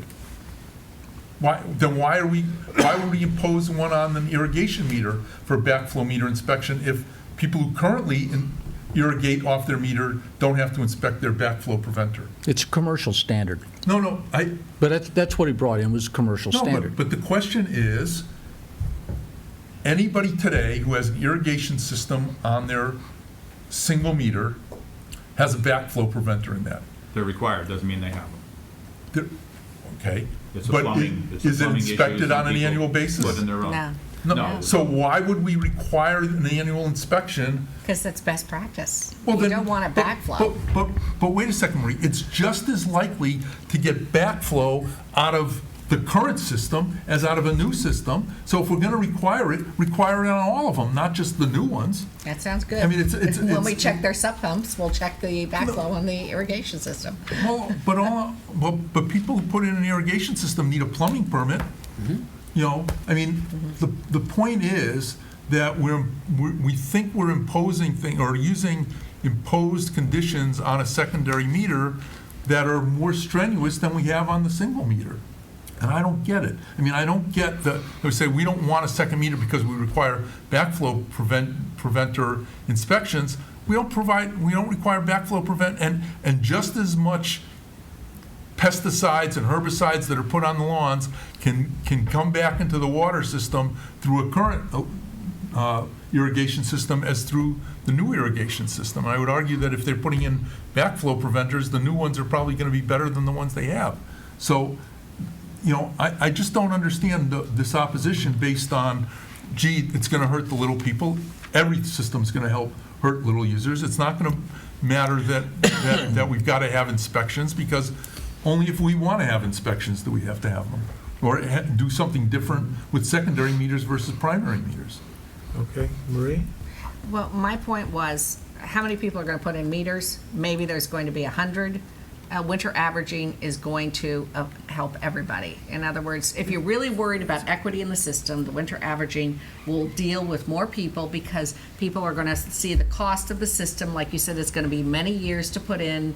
When we start putting, you're going to have inspections, we said once a year, and we were talking about, I don't know, was it $50 or $100 a year for the inspections? Most people aren't going to bother with that. So if we're looking, what are we trying to solve? Are we trying to solve the equity of the system? Are we trying to solve, we got to stop this backflow of the irrigation systems? I think once we decide what we're looking for, maybe the answer will fall out from there. But I think right now we've been told there's 5 or 6 problems on the table, and that will solve some of them, this will solve some other, and we have to, I think, decide what we're really looking to solve here. Okay, so, to be continued, I believe. Tom, with all due respect, Yeah. I've been continuing this for 8 years. Yeah. And nothing ever goes anywhere. And we've got, one of the largest complaints about people in town is their water bills. And unless we have a directive to somebody to do something, get more data, to continue it, is just to kick the can down the road. And that's not a comment on you, it's a comment Yeah. on Well, us. you know, And this- I really believe Yeah. that we have the authority to do something. That's why, I thought we had asked the DPW to say, I don't know what it would cost you to do winter averaging and what the administrative, I don't know what it would cost you to do secondary billing. I think we need to understand and have our professionals tell us what system works best administratively. So they come back to us and say, look, I understand there's two options. Here's what option one cost you, here's what option two cost you. We could, in fact, and Richard's done this to some degree, we could go to all 5,000 users and say, based on 5,000 accounts, we can tell you, here's what it would look, your account would look like with winter averaging if had we been in place last year, and here's what your winter account might have looked like with a secondary meter, although we're less likely to be able to do that. But we can certainly go back and see how many people, quote unquote, are winners and how many are losers, what this cost really is on the small people, small users, because we're throwing around numbers that, would go to $4.50, but we can actually calculate that. Yeah, that was just a one person. Well, I get it, Richard, and you did a great job. I mean, it's the right thing to do, but, I can do it to the whole town. I got the database. Excel is amazing. It can do it for everybody in town. And I think we need to get information to make an informed decision. Pete, didn't you say that you've got a consultant working on something? And that's, I guess, where I would, if you don't mind, Yes, no, I was offer, gonna if you guys ask can come you. up with all of those items that are of concern, and then we can give those to the consultant to work on. And then somewhere down the road, I don't know, 3, 4, 5 weeks, at a future meeting, we come back, the consultant can come back, you can ask questions of us, of that individual, and we can see if we can move forward on They're this. looking at winter averaging right now, aren't they? We really haven't given them any. Oh, I thought Pete said directive that they were on- doing that. We're trying to gather data on our information. So, Yeah. No, I never said they were looking at winter averages. I said No. I right now, misinterpreted. they've just been able to get the information that we gave them. They're looking at monthly consumption. What is the purpose right now, do you know? I mean, what's the purpose of them looking at the data right now? We're trying to, that's why prepare we're for here the tonight. We things. want to know exactly what you need to be looking for. So if you want winter averages, monthly, that's all information that. Well, there's only two. It's the winter average and the secondary meter. But in terms of winter averages, for example, Richard, my concerns are, how many people fall into the very, very low usage in a couple of months of the winter relative, indicating they might be in the snowbird category, and how would you propose to address that? I mean, that's a question that is important to me. And I think that we can go on and on, but so I'd like to end the discussion on this if we can. I know you had another comment. Actually, but- question on the Question. consultant. Yeah. Are they looking at only the sewer rates, or would they be looking at something like tiered water rates in conjunction with that? we can have them look at whatever you want. I Oh. haven't pulled the trigger on any of this because Oh, okay. I didn't have direction on what path we were going. I didn't Okay. want to waste money on Yeah. stuff we were never going to use. So part of what I was hoping would come out of this meeting was we're heading down this path, and now I can start driving, in that direction, so we can get you the data you want to decide if we want to do this or not. So if I can go back to the comments I made a couple minutes ago, if you guys can all compile your questions, we can start working on those with the consultant, and then at a future meeting, we'll be back with those answers and the consultant, and we can try to figure out what path we want to take. Sounds good. Good, yeah, because this isn't an issue that we want to put to bed for a long period of time, but we wanted to have move forward a little more, and thank you for coming in tonight to, answer questions and see where we're struggling, where we're stuck in this process. And, but another thing too is always I think about if there is specific high-end users who water their grass a lot and they feel like they're, paying on, it would be interesting to know exactly how many of them there are. And if we could address that specific population in the most efficient way, that would be another tool. Like, let's say there's 85 people who feel like. I can tell you exactly how many are if I have the data with me. Oh, you could tell, yeah. You're going to yeah. get emails, Tom. I'm going to get emails. But I think the thing is that if there's a an easier solution for those, just a small number of people that would involve less Yeah, complications. I don't like the tone of your message there, because you're saying that you're going to take care of a select little group, and that's not what we're supposed to do. We represent the entire community from this post. Well, no, but I was saying, if, let's say those folks all lived in an area where the water level is fairly high, and we could just advise them to get wells, and we would say, Oh, here's a company okay. you could buy your own well for Yeah. so many hundreds of dollars or thousands, and say, and you would have free Yeah. water forever, and that would be, One way to if we suck could the get rid water of a right out of the percentage of those aquifer. folks, Of course, because our basically- sewer system's leaking so badly, we'll still have to treat it. It may actually help with the infill and infiltration, though, if we put a bunch of wells in. Yeah, We take the wells, see, the water level would drop. Yeah, and then drop. the sump pumps would stop needing And then to we'd have work. sinkholes. And we'd be in good shape. All right, well, thank you very much. Welcome. And, The action is going to be that we get back at a next meeting or so and bring some comments in here? I was going to just send it to well, the town we manager. would send emails either through the town manager or to Mario, Yep. right? We would like to see what.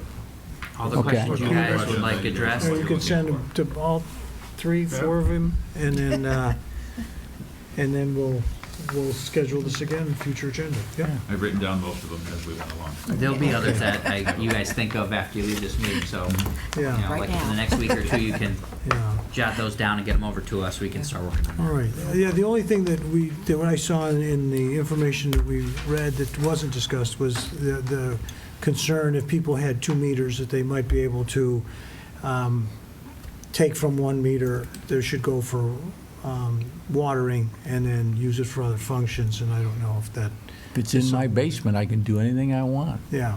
So that's the only other thing, but.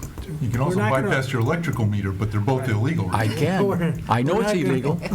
I don't We know didn't say the whole legal. chapter, but I'm just saying, that was the only thing. Okay, so thank you. Thank You can do it now. You can do it. Yeah, it's not against the And, law to bypass your water unless we send a bylaw, and we're just, More bylaws. All right. I'd So be as using we- water. As we move to new business, we've already discussed the quarterly investment report, which we will get from our treasurer collector. So I guess I guess we'll get one in 3 months, 4 months. And then we look at the audit compliance report, and Yeah, actually, I do not have one prepared. I did not get all the feedback from the departments involved. okay. So, I mean, I'm happy to do it for the next, in 2 weeks, but I do have to chase down some additional information. Okay, that's no problem.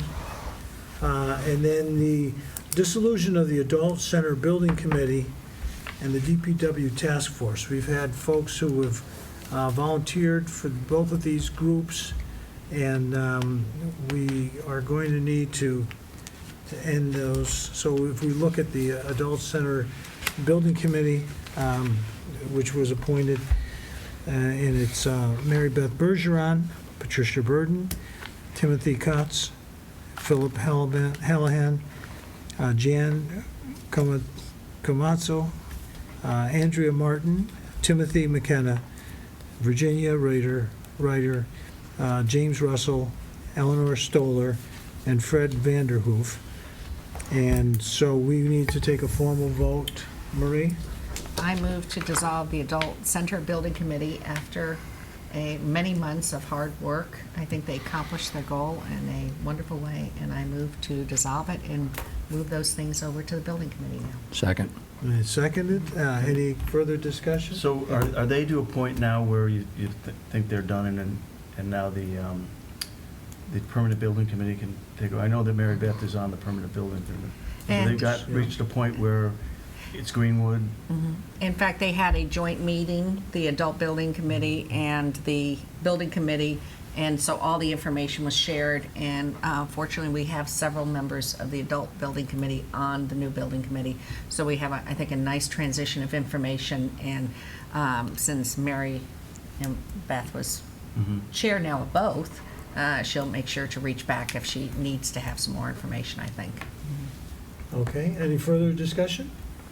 All right, then we'll have a vote to dissolve that. All those in favor?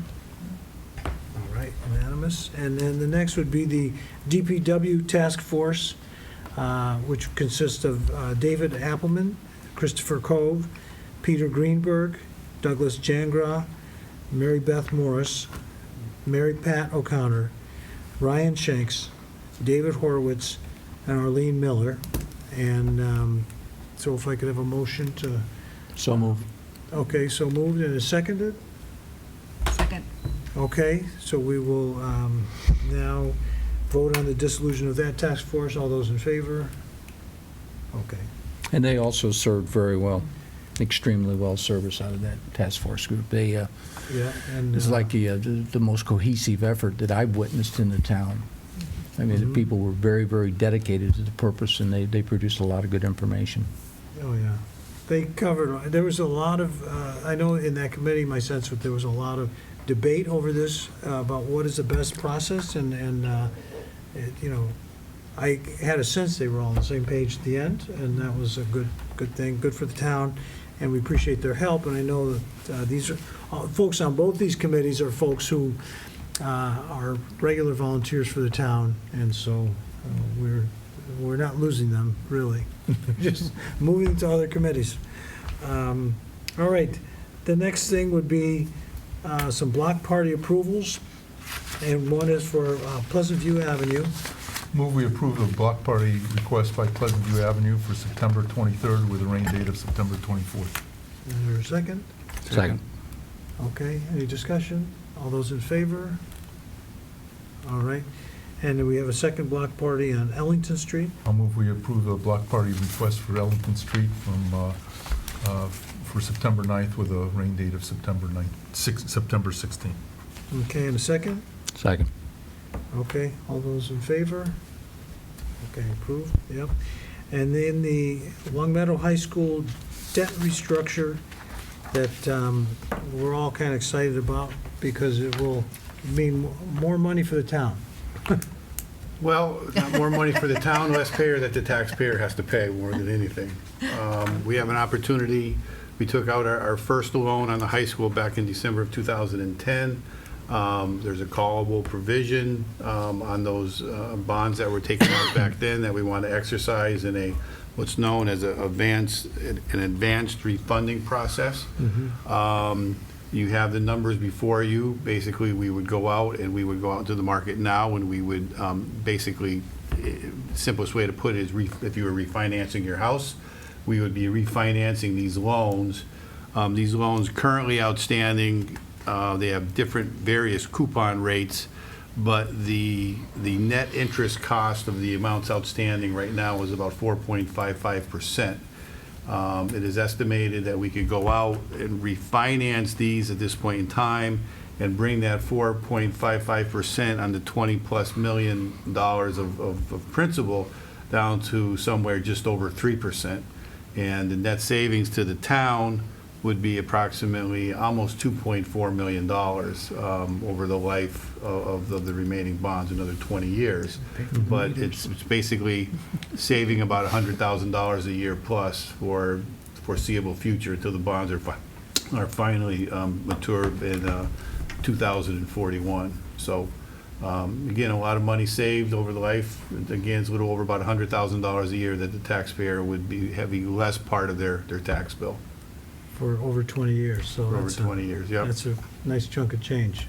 I move that we direct the town CFO and I guess treasurer to proceed with the refinancing these bonds as discussed. Okay. Second. Second, okay. Any further discussion on that? All right, no, great job. Okay, all those in favor, vote. All right. So- Good job, Paul. Yeah, great job. And we will Yeah. also be looking at that second loan that we took out, which will have a callable provision in 10 years within another year or two, so we might be right back at it in another, like I said, another year or two in the same type of situation, so we'll be watching it. Are you going to get any press time on that one? I would ask for press maybe once it's all said and done, so we Okay. have the exact numbers. Yeah.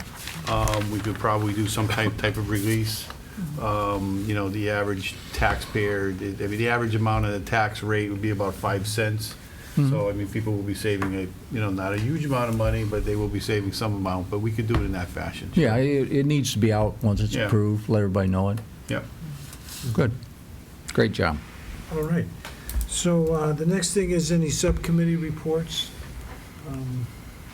No, nothing new? No, the closest, I guess, to the subcommittee reports is, I'm still going back to talk about the thermal imaging. I don't know where that's going to go. I'll let you know at the next meeting. But I know that we had discussed, many of us read the email on the streetlights, and I know that that is something that the task force has been looking at. And we did reach out to Springfield to try to do something. I know the town manager said he did too, but I had a follow-up. So we'll probably be following up and seeing if there's any way to coordinate our efforts at this point in time. So Well, that'd that's be the good. closest I have to a subcommittee report from the Energy Task Force. All right, thank you. And if there's no other subcommittee reports, any correspondence that we need to discuss? I didn't see any. So what we'll do is we will need to have a motion for an adjournment to go to executive session, not to return to open meeting. What's the purpose of executive session? In the executive session, we're going to talk about contract negotiations that we had discussed in our last one. And then we are going to approve minutes. And then I believe we have some information from the lawyers. I don't know if we're going to go over that. I don't think we are though, on the litigation. But Okay, so that- moved. So it shouldn't be that long. And a second for that? Second. For the executive session, Roll okay, it's been call. seconded? Mark, Yes. Bill, Yes. Tom, Yes. Marie, Yes. Rich. Yes. All right, so we will be signing off. Thank you for watching, and have a good evening. Bye now.